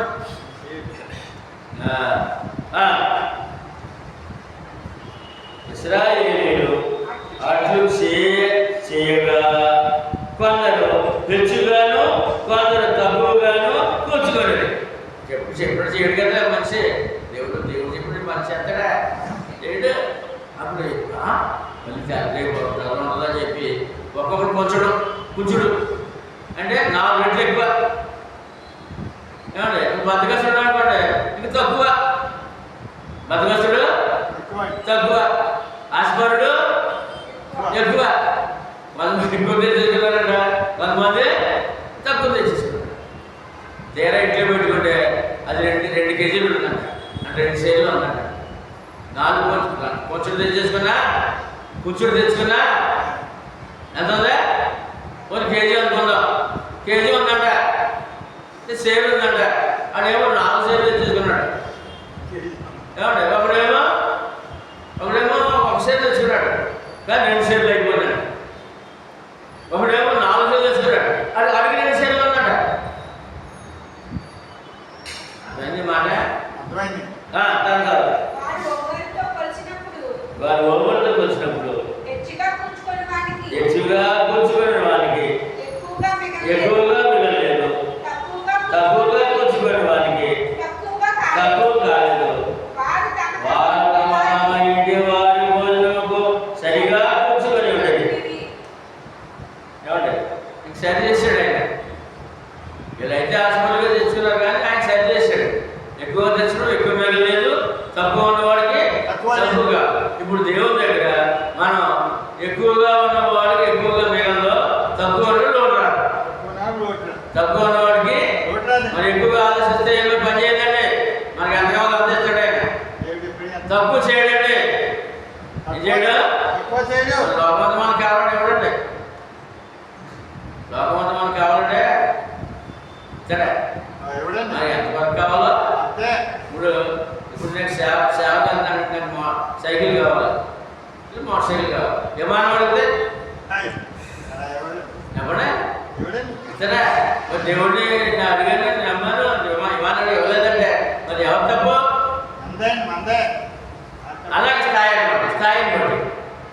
అందుకని ఎక్కువగా కూర్చుంటే ఎక్కువ మిగలదు, తక్కువ ఉన్న వాడికి తక్కువ కాదు. జాగ్రత్త పడాలి, హెచ్చరిక వారికి వచ్చింది. తర్వాత మరియు మోషే దీనిలో ఏమియో ఉదయం వరకు దీనిలో ఏమియో ఉదయం వరకు ఎవరునో మిగుల్చుకోకూడదని వారితో చెప్పాను. ఏమంటే మరలానే చూడండి ఎంత ఆహారం తింటారో లెక్కండి. మళ్ళీ దేవుడికి అన్నీ తెలుసండి. ఒక మనిషి ఎంత ఆహారం తింటాడో తెలుసండి, అంతే కొలిసి పట్టుకెళ్ళమన్నాడు. ఒకవేళ నీవు ఏమైనా మిగిల్చావనుకో, పొద్దుడెళ్ళి ఎక్కడ ఎవరు తెచ్చుకుంటాడు, పొద్దున వస్తుంది రాదు ఉదయకాలం అని చెప్పి ఏమైనా కాచుకొని రొట్టెలు మిగిల్చావనుకో, మిగిల్చుకోవద్దు అన్నాడు. మరి మిగిలిస్తే ఏమవుతుంది? చూడండి అయితే వారు మోసే మాట వినక, ఎవరి మాట? మోసే మాట వినక తెచ్చి ఉందా రివర్స్? కొందరు ఉదయం వరకు రాత్రి 10 రొట్టెలు వేసేసుకున్నారండి. 6 రొట్టెలు 6 వేసారండి. పొద్దున్న మనకు కావాలి కదా, మళ్ళీ అంతా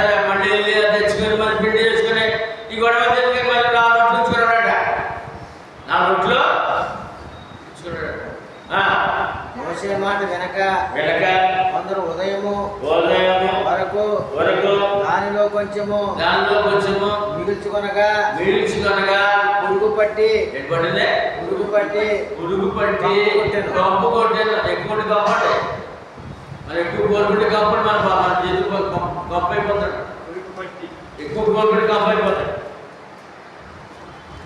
కాబట్టి మన సామర్థ్యాన్ని బట్టి మన అవసరం బట్టి దేవుడిని అడగాలి. ఎక్కువగా ఆలోచిస్తే కంపు జీవితే కంపు. మోషే వారి మీద కోపపడగా అప్పుడు అది తెలిసింది ఎవరికి? మోషే గారికి. ఎవడు పలానా ఇంట్లో వాళ్ళు రాత్రి వాళ్ళు ఉంచుకున్నారంటే పొద్దున్న కంపోర్ట్ చేసి పులిగట్టేసిందండి అంటే దేవుని ఆజ్ఞ సేవకుల మాట ఎంత మీరు అని చెప్పి కోపడ్డారు. మరి పొద్దునకి తినడానికి అవకాశం ఉందా? ఉందండి. ఉద్యాన పని చేస్తుంది అదే లాభమా ఉపయోగమా? లేదు. వారు అనుదినము ఉదయమున ఒక్కొక్కడు తన ఇంటి వారి భోజనమునకు తగినట్టుగా కూర్చుకున్నది. ఉద్దేశం ఇప్పుడు ఏమొచ్చిందే? పురుగులు కంపోర్ట్ కోసం బుద్ధి. వారు అనుదినము తన ఇంటి వారి వరకు ఎంత కావాలో అంతే కూర్చుకున్నారు. ఇక్కడ అనుదినము ఆహారం ఉందండి. ఎండవేడికి దేవుని ప్రజలు ఇశ్రాయేలీయులకు దేవుడు యెహోవా దేవుడు అనుదినము కావలసినంత ఆహారం అని చెప్పాడు. ఏంటంటే వారు అనుదినము ఉదయమున ఒక్కొక్కటి తన ఇంటి వారి భోజనము తగినట్లుగా కూర్చుకున్నారు. అంటే అనుదిన ఆహారమే నేను ఇస్తాను. తెల్లవారితే నీ దగ్గర ఉంటే కుళ్ళిపోతే అనుదిన ఆహారమే దేవుడు ఏర్పాటు చేశారు వాళ్ళకి. ఏ ఆహారం అంటే యేసు ప్రభువు ఏం చెప్పారు చూద్దాం. ఆయన కూడా ఏం చెప్పాడు చూడాలి. మత్తయి సువార్త 6వ అధ్యాయము 11వ వచనంలో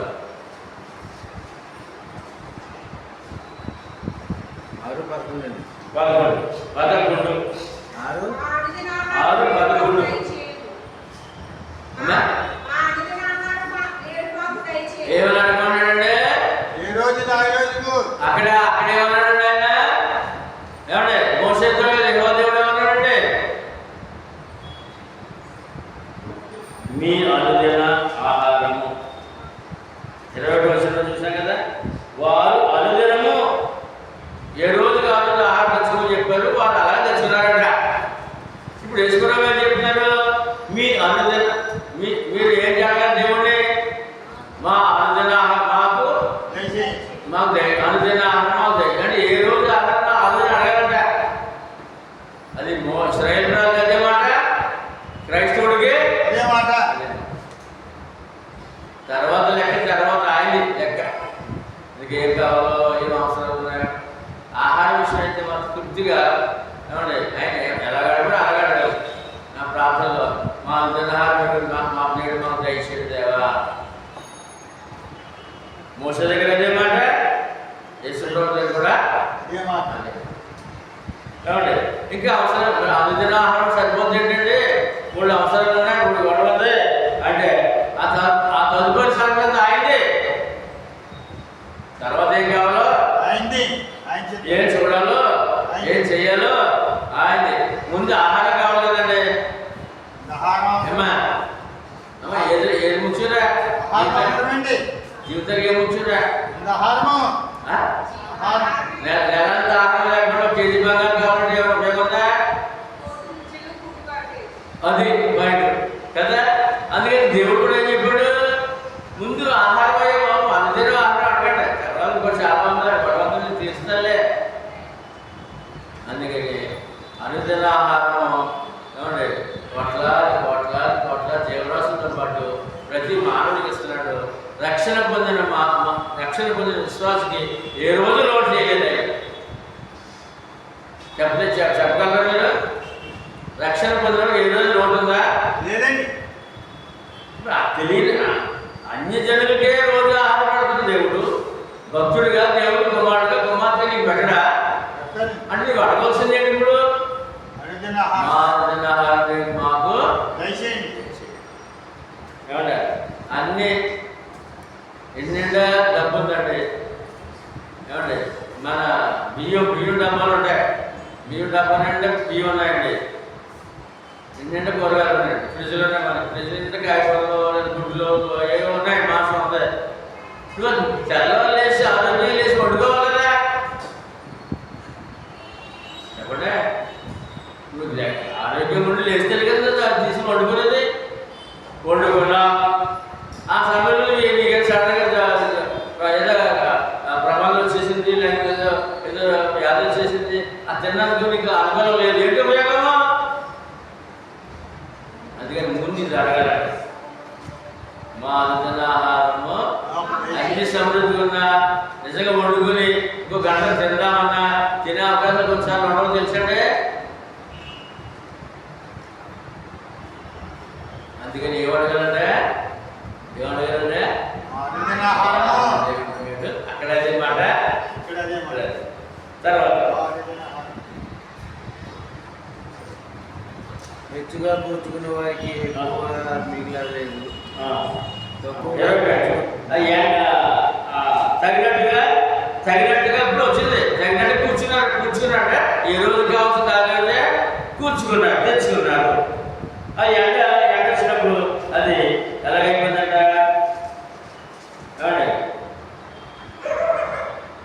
ఎండ వేడికి అది కరిగేను, మంచు కరిగిపోయింది. అంటే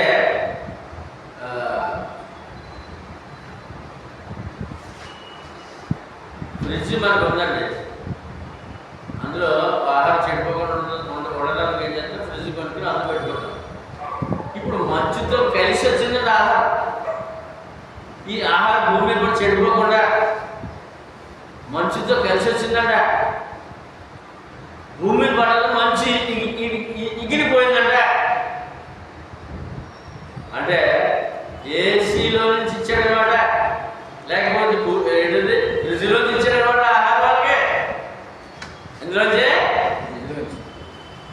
భక్తులకి ఎన్ని సదుపాయాలండి దేవుడు. 22 అందులో 22 వారు ఒక్కొక్కరికి 2 ఓమెరులా చొప్పున 200 ఆహారం కూర్చుకున్నప్పుడు సమాజం యొక్క అధికారులందరూ వచ్చి అది మోషేకు తెలియదు. ఇప్పుడు ఇంకో పని చేశారు.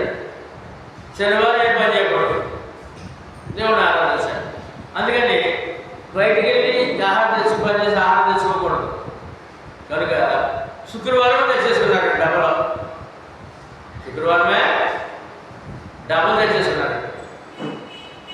ప్రతిరోజు ఆ సరిపడా ఉదయం ఒక సేరు, సాయంత్రం సేరు, 2 సేరు. అలా ఇప్పుడు శుక్రవారం రాత్రి ఏం చేసేది? శుక్రవారం అయితే శనివారం కూడా కలిపి తెచ్చేసుకున్నాడు. శనివారం కూడా కలిపి తెచ్చేసుకున్నాడు. మరి పురుగు పట్టేది కదా, పనిచేయదు కదా. అది కంప్లైంట్ చెప్పారంటే మోషే గారికి. ఎవరో ఒకరోజు ప్రతిరోజు ఓపెనెట్ కలమన్నారు. మీరు 2 డబ్బు పట్టుకోరండి. ఏదో ఏంటంటే డబ్బు పట్టుకోరండి. విలేకరులు ఉన్నారు కదా, విలేకరులు మనకి అక్కడ కూడా విలేకరులు ఉన్నారన్నమాట. విలేకరు ఏం చేయాలి? డబ్బు పట్టుకోరండి అనేసి అని చెప్పారు. అప్పుడు ఆయన ఏం చెప్పాడు? చెప్పిన 2 అంతలు ఆహారం. అందుకు అతడు యెహోవా చెప్పిన మాట ఇది. ఏమన్నాడంటే ముందు చెప్పగా నువ్వు వెళ్ళలేదేమో వచ్చి ఆ సాటి చెప్పగా వచ్చాడు. ఆడుతున్నాడు, నువ్వు వెళ్ళలేదేమో. దేవుడు చెప్పాడు, నేను అలా చెప్పాను. అది ఎక్స్ట్రా పట్టుకెళ్ళడం కాదు, చెప్పడం చేయడం కూడా కాదు. చెప్పినట్టే చేస్తాను, చెప్పినట్టే చేస్తాను. తర్వాత రేపు విశ్రాంతి దినం కదా. అది యెహోవాకు పరిశుద్ధమైన విశ్రాంతి దినము. మీరు కాచుకొనవలసినవి కాచుకొనుడి, వండుకొనవలసినవి వండుకొనుడి. అంటే అన్నం కింద చావ కింద వండుకోండి. రొట్టెలు చేసుకోండి. ఏమండి గోధుమలు అన్నం గోధుమలు ఉన్నాయండి. అన్నం గోధుమలు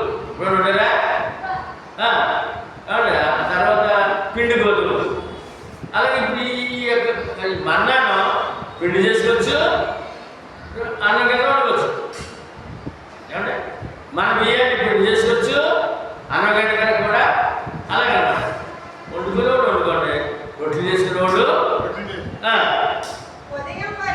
ఉదయం వరకు మిగిలిందంతయు అప్పుడు వల్లనే ఈ 2 సెల్లు ఆ 2 తెచ్చుకున్నారు, డబ్బాలు తెచ్చుకున్నారు కదా, ఈ డబ్బాలంతా తయారు చేసేసుకోండి, వడ్డేసుకోండి, రొట్టెలు చేసేసుకోండి. ఉదయం వరకు ఉన్న కుళ్ళిపో కప్పు కొట్టు చదువు. మోషే ఆజ్ఞాపించినట్టే వారు ఉదయం వరకు దాన్ని ఉంచుకునేది. అది కంపు కొట్టలేదు, దానికి పురుగు పట్టలేదు. ఇక్కడ ఏమండి ఆరాధనకు శనివారం ఆరాధన అంటే శనివారం కూడా వారు వెళ్ళి ఆహారం సమకూర్చుకునే పరిస్థితి లేకుండా శనివారాన్ని ఆదివారం చేశాడంట, శుక్రవారం చేశాడండి. శనివారం ఆహారము శుక్రవారం చేశాడండి.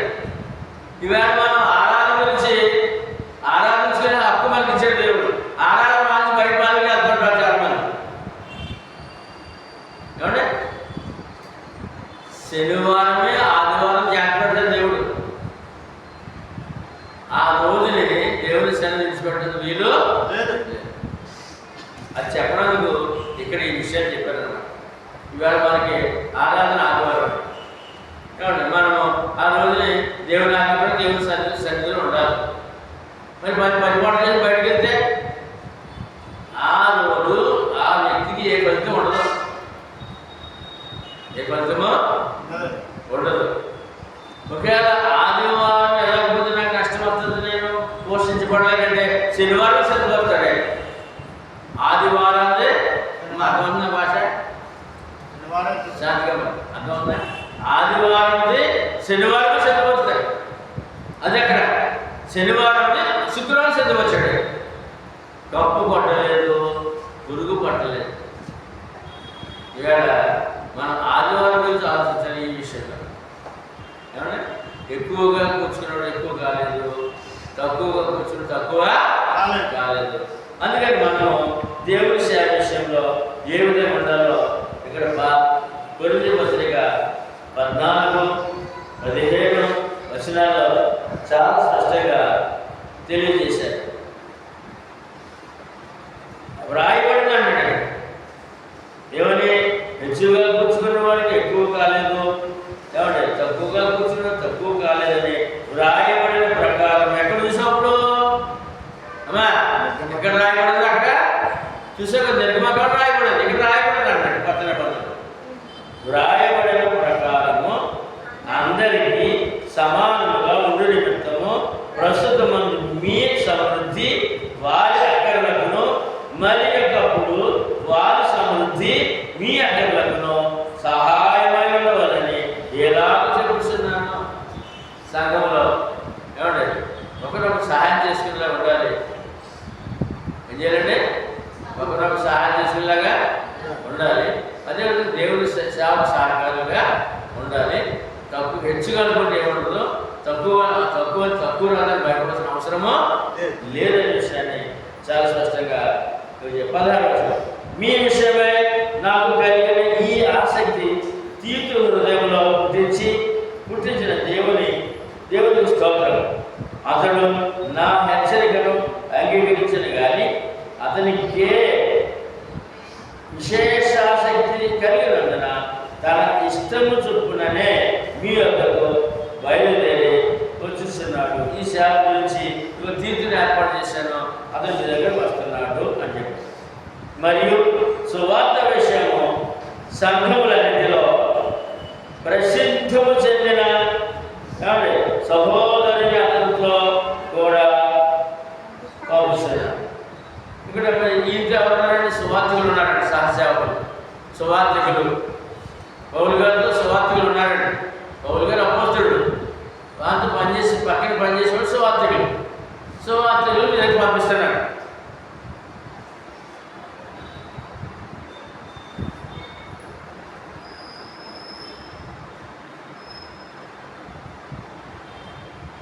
సువార్త విషయము సంఘములన్నింటిలో ప్రసిద్ధి చెందిన సహోదరుని అతనితో కూడా పంపుతున్నాడు. అంటే తిమోతితో పాటు సువార్తలు వస్తారు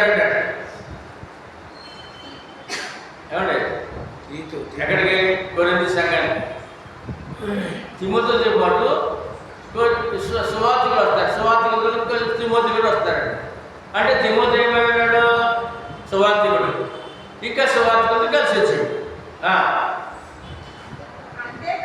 అంతేకాక మన ప్రభువునకు మహిమ కలుగు నిమిత్తము ఆ సిద్ధమైన మనసు ఎందుకు సేవ ఎందుకంటే దేవునికి మహిమ కలగనమాట. ఈ సేవ ఎందుకంటే మహిమ నిమిత్తము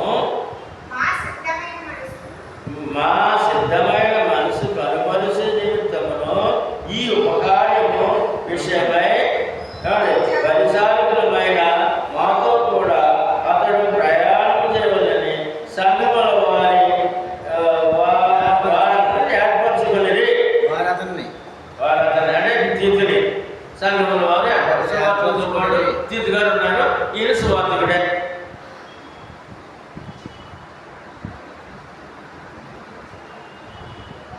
మరియు అన్నాడు.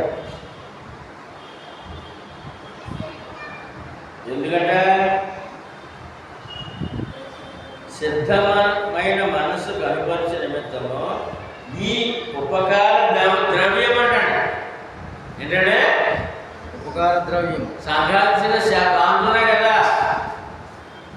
సేవ కొరకు, అవి పట్టుకుని వెళ్తానే కొరింథీ సంఘానికి.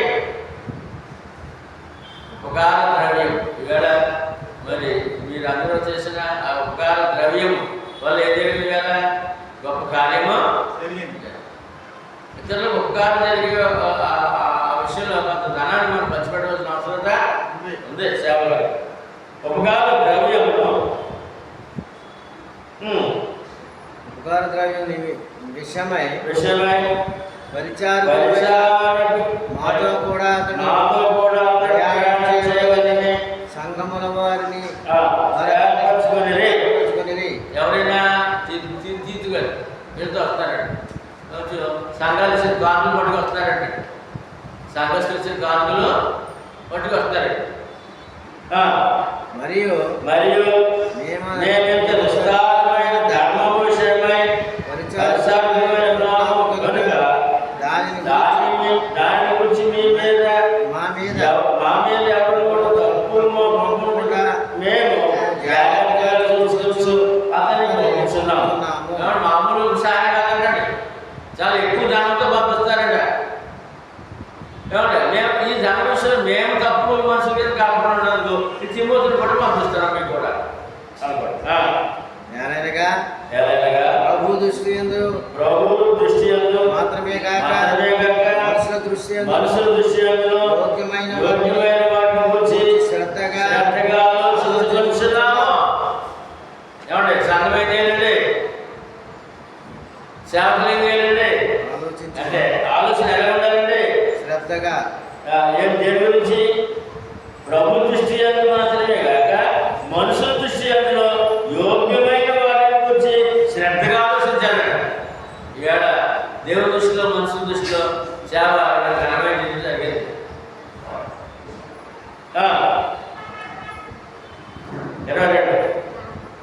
మరియు వారితో కూడా మేము మా సహోదరుని పంపుతున్నాము. చాలా సమస్యలతో అనేక పర్యాయములు అతనిని పరీక్షించి అతడు ఆసక్తి గలవాడని ఇప్పుడు మీ ఎడల అతనికి కలిగిన విశేషమైన నమ్మిక వలన మరి ఎక్కువైన ఆసక్తి గల వాడని తెలుసుకొని ఉన్నాము. దీని గురించి చాలా గొప్పగా తెలియజేస్తారు. ఆసక్తి పరుడు, మంచి విశ్వాసి, మంచి సేవకుడు, అతను పంపిస్తున్నాడు మీ దగ్గరికి అని చెప్పేసి. ఎవరైనా అతను ఇద్దరు వీళ్ళు ఎవరు ఈ తీర్థని ఎవరు ఎవరండి మొత్తం కనపడతాడంటే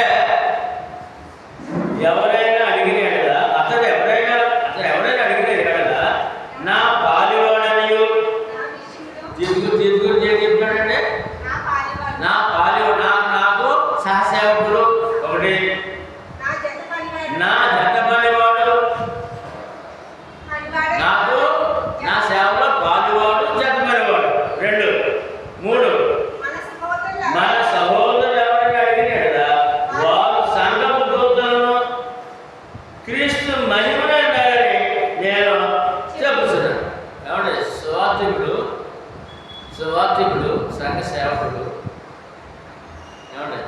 దేవుని మహిమై ఉన్నాడు.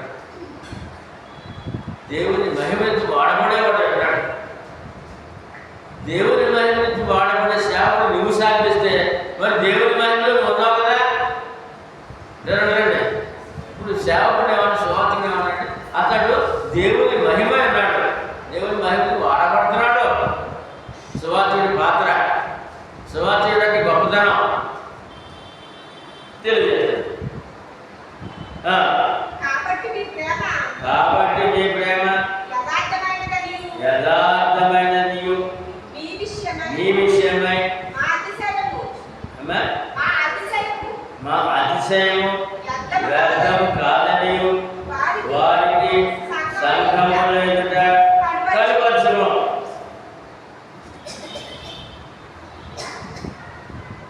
కనపరచుడి.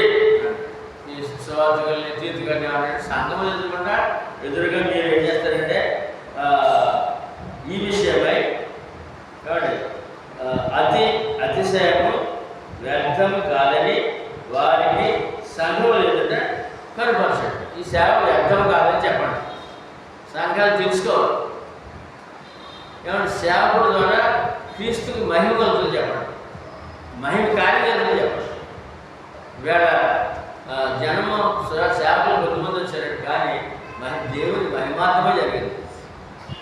మన బాధ్యత అనేది, సంఘం బాధ్యత, విశ్వాస బాధ్యత. దేవునికి మహిమ, మనకి ఆశీర్వాదం.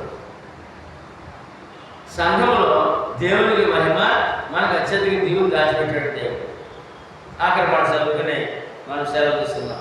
ఎఫెసీయులకు రాసిన పత్రిక 3వ అధ్యాయము. సంఘం ద్వారా ఏం జరగాలి, సంఘంలో నీకేం జరుగుతుంది, సంఘంలో దేవుడికి ఏం జరగాలి, సంఘంలో నీకేం జరుగుతుంది.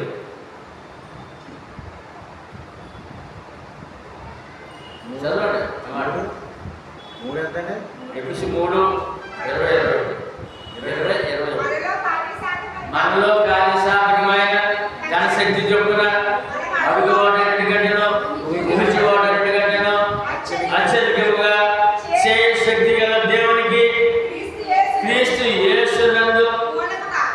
క్రీస్తు యేసు మూలముగా సంఘములో, అంటే అర్థం చేసండి, క్రీస్తు సంఘములో, ఎక్కడంటే క్రీస్తు సంఘములో తరతరములు సదాకాలము దేవునికి మహిమ సంఘము ద్వారా. ఏ సంఘము? క్రీస్తు సంఘము. నీకేంటి మరి?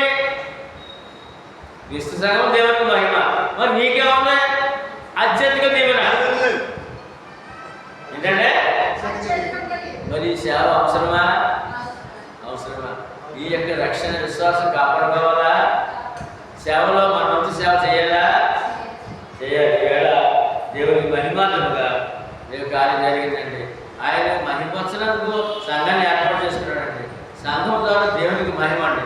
సంఘంలో విశ్వాసికి అడుగువాడన్నిటి కంటేనో అత్యధిక దీవెన దేవుడు వస్తాడండి. 2 విషయాలు ఉన్నాయి సంఘంలో. విశ్వాసికి అత్యధిక దీవెన, ఇదే మాట నేను గట్టిగా చెప్పగలను, గట్టిగా నమ్ముతాను. విశ్వాసికి అత్యధిక దీవెన బయట ఎక్కడ దొరుకుతుంది? అది సంఘములోనే. అమ్మ శాంతిగా మాట, ఈ మాట ఒక్క మాట పట్టుకెళ్ళి, విశ్వాసికి సంఘములో అత్యధిక దీవెన. అడుగు వాటన్నిటికంటే ఏదైనా అవసరం ఉందనుకోండి, నేను చేయగలనా, నేను భారం ఏమో, నాకు అవుతుందా అని ఆలోచన అడిగి కొన్ని ఉంటాయి, ఆలోచించి కొన్ని ఉంటాయి. అడిగింది ఆలోచించి కల్పించే దేవుడు మాట. అడిగింది ఆలోచించేది. మనకు ఆలోచన లేవా? అడిగారు కదా, మళ్ళీ కూర్చుని ఇలా శక్తి బాగుంది, అలా శక్తి బాగుంది అంటావా? అది అడగండి. అలా శక్తి ఇలా బాగుంది అడగండి. అడిగినవి ఉన్నాయి. ఈ 2 కల్పిస్తాడు. అది సంఘంలో దేవుడికి మహిమ, నీకు విశ్వాసగా నాకు అత్యధిక దీవెన. మరి జీవితకాలం ఏం చేద్దాప్పుడు? సంఘములో సేవ, సంఘములో ఆరాధన. వృధా కాదు. చెప్పరా అన్న? సంఘములో సేవ వృధా నీ ద్వారా దేవుడికి మహిమ, ఆయన ద్వారా నీకు అత్యధిక. ఎక్కడ ప్రపంచంలో క్రీస్తు సంఘం ఎక్కడ? అక్కడ సంఘ సభ్యులు ఇచ్చిన వారము అందరూ ఉన్నారు. చాలా శ్రద్ధగా ఓపికగా ఉన్నారు. ప్రార్థన చేస్తారు. రవి గారు చిన్న చెప్పబడి వాక్యాన్ని బట్టి హృదయంలో జరిగిన కార్యక్రమాలు ఒకసారి జ్ఞాపకం చేసుకోండి.